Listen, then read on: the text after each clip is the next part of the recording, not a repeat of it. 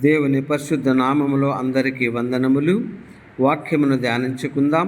సామెతల గ్రంథము 26వ అధ్యాయము 22వ వచనము నుండి, కొండెగాని మాటలు రుచిగల పదార్థముల వంటివి, అవి కడుపులోనికి దిగిపోవును.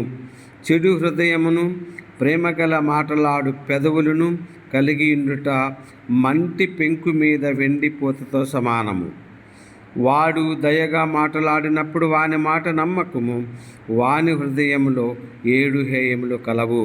ప్రభువునందు ప్రియ సహోదరుడా, ప్రియ సహోదరి, ఎవరైతే కల్పితములు కలిగినటువంటి మాటలు, మోసపూరితమైన మాటలు నమ్మించి ద్రోహము చేయు నిమిత్తమై వాడు మాటలాడుచున్నటువంటి మాటలకు మనము చెవియొగ్గకూడదు.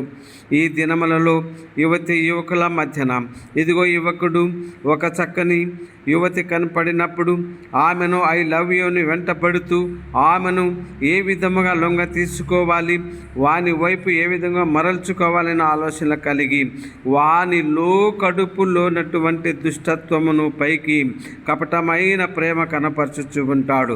ప్రియ సహోదరి, మోసపోకము.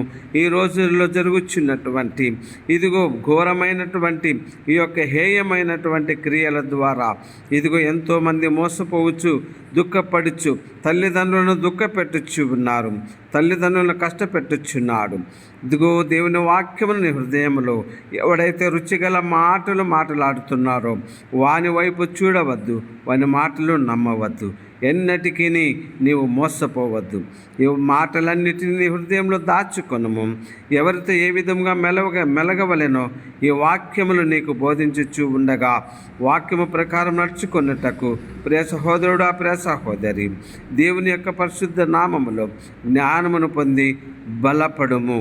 దేవుడి కొద్ది వాక్యములను దీవించునుగాక. ఆమేన్.